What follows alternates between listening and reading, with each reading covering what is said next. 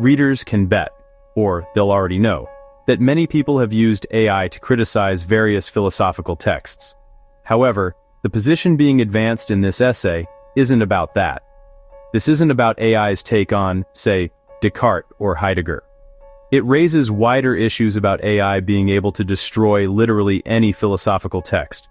Of course, philosophers should be able to take criticism, at least in theory. And if they see this scenario as a bad thing, then, qua philosophers, they should be able to argue why that's the case. There is one way to test all this.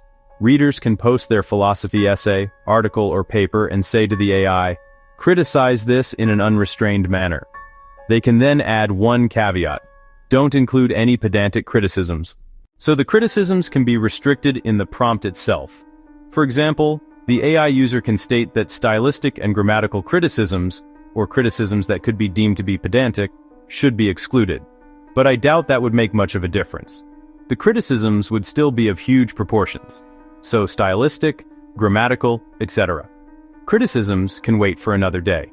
To repeat, readers can ask an AI to offer criticisms of a medium-sized philosophy article, essay, or paper.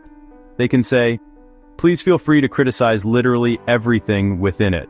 That would mean, in theory at least, that the AI would mount pages and pages and pages of criticisms. Why would that happen? Because such AIs have vast databases.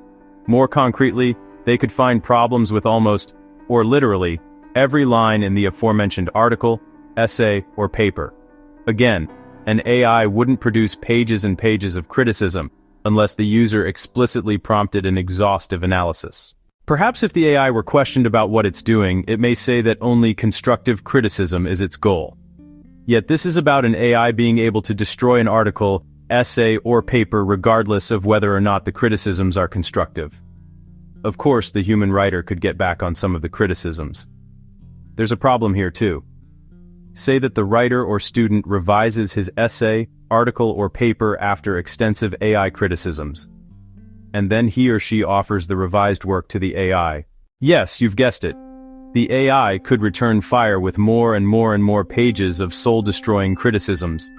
That's unless the writer or student simply replicates what the AI itself has written on the subject. And even then, perhaps the AI would simply criticize its own criticisms. Now let's make this scenario more concrete, real, and personal. AI destroyed my photo. I once asked a LLM to offer some strong and unrestrained criticisms of one of my photos, and it did. I was shocked and a little disturbed. I had no idea my photo was so... Yet, at the same time, I knew that the AI, qua AI, had a vast database of criticisms to rely on. So, perhaps in a crude sense, that AI is an expert on photography. The funny thing is that the AI was right, at least in some respects. It was certainly right technically. That said, it didn't even recognize what I was attempting to do in the photo. This reference to my photo relates to another confession. I didn't believe that I had the guts to offer one of my own essays for unrestrained criticism, so I chose someone else's instead.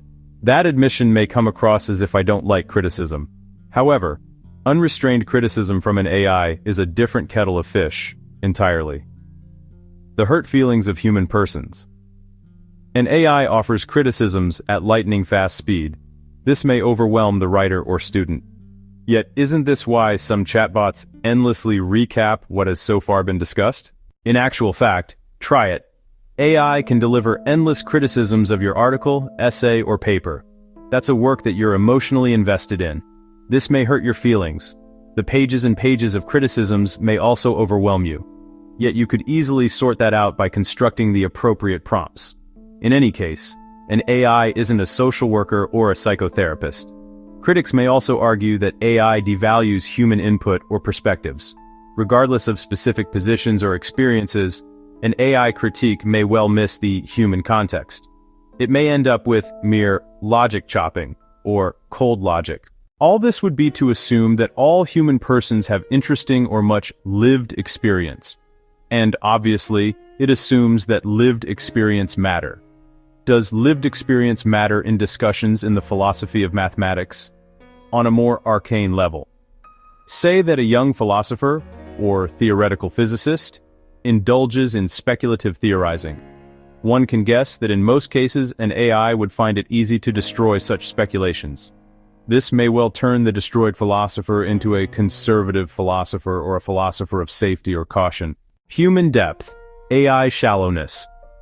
The usual argument, or statement, is that AI has no depth when it comes to philosophy, and perhaps when it comes to anything else too.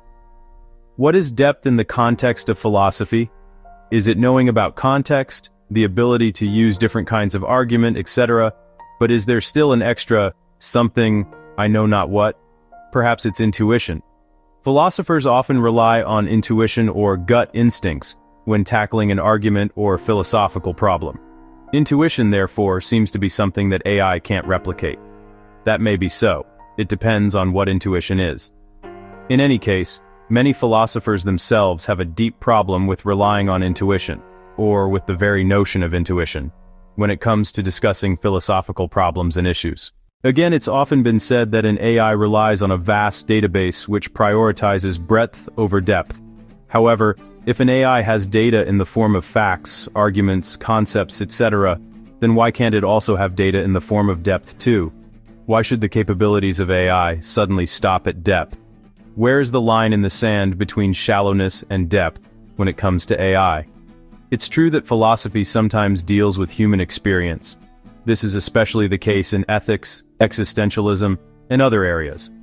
It's also relevant in the philosophy of consciousness and the philosophy of mind. So can we trust or rely on AI to deal with, say, existential angst or deep moral problems? After all, AI lacks consciousness or lived experience. However, what's to stop AI accessing the data about philosophers and laypeople who've experienced existential angst and moral problems? Indeed, couldn't AI fuse all these examples of angst together to develop a deeper view of these human states?